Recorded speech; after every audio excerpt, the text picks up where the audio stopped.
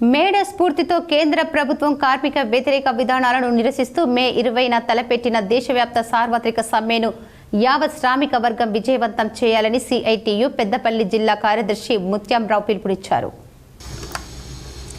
గోదావరికని పారిశ్రామిక ప్రాంతంలో మున్సిపల్ కార్మికులతో శుక్రవారం నిర్వహించిన సమావేశంలో వారు మాట్లాడుతూ 139 సంవత్సరాల క్రితం 16 గంటల పని విధానం ఉండేదని, దానిని తగ్గించేందుకు జరిగిన పోరాటంలో ప్రాణాలను సైతం కార్మికులు త్యాగం చేశారన్నారు.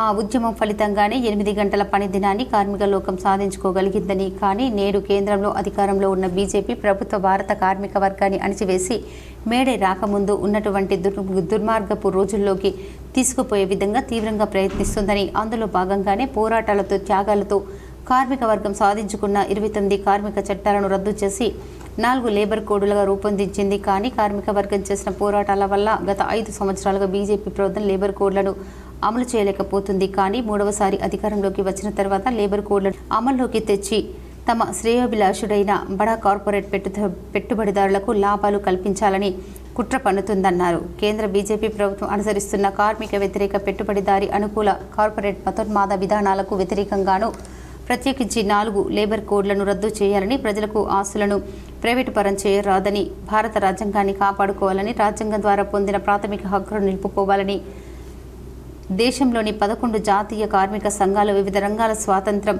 ఫెడరేషన్లు, అసోసియేషన్లు మే 20న నిర్వహించే దేశవ్యాప్త సార్వత్రిక సమ్మెను విజయవంతం చేయాలని కోరారు.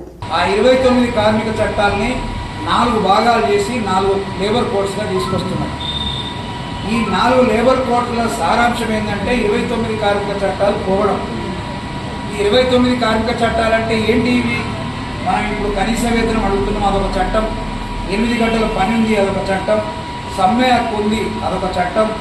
అట్లాగే మనకు సంఘం పెట్టుకునే హక్కు ఉంది, ఒక చట్టం. పిఎఫ్, ఈఎస్ఐ సెలవులు ఇట్లాంటివి ఉన్నాయి, ఇది కూడా ఒక చట్టం. ఇట్లా ఈ చట్టాల పరిధిలో ఉండేటువంటి ఆసరగా చేసుకొని మనం కొట్లాడి కొన్ని మనం ఇక్కడ సాధించుకున్నాం. ఈ చట్టాలన్నీ కూడా మన పూర్వీకులు పోరాడి సాధించుకున్నది స్వాతంత్ర్యానికి ముందు తర్వాత. అంటే ఒక 100 సంవత్సరాలుగా కార్మిక వర్గం పోరాడి సాధించుకున్నటువంటి 29 కార్మిక చట్టాలని మొత్తం నామరూపాలు లేకుండా చేసి 4 లేబర్ కోడ్ల పేరుతోటి మన కార్మికులందరినీ యజమానులకు బానిసలుగా మార్చేటువంటి వ్యవస్థను ఈ దేశంలో నరేంద్ర మోడీ ప్రభుత్వం తీసుకొస్తుంది. ఏంటి బానిసలంటే? బానిసలంటే సింపుల్గా వెనకట మన గ్రామాలలో తొరలకు, పటేళ్లకు పాలేరులుగా ఉండేవాళ్ళు. పాలేరులుగా అంటే మన తండ్రులు, మన తాతలు పాలేరులుగా ఉంటే ఏంది? మబ్బుల 4 గంటలకు పోయేటోడు, రాత్రి 8 గంటలకు 9 గంటలకు వచ్చేటోడు. అంటే ఒక పశువుతో సమానంగా మనిషితో పనిచేయించే వ్యవస్థ బానిస వ్యవస్థ. అది మన గ్రామాలలో ఎక్కడ చూసినాం. అట్లాంటి వ్యవస్థను మన భారతదేశంలో మళ్ళీ తీసుకురావడం కోసం నరేంద్ర మోడీ ప్రభుత్వం ఈ 4 లేబర్ కోడ్ల పేరుతోటి అమలు చేయాలని నిర్ణయం చేసింది. ఆల్రెడీ పార్లమెంట్లో ఆమోదం కూడా అయింది.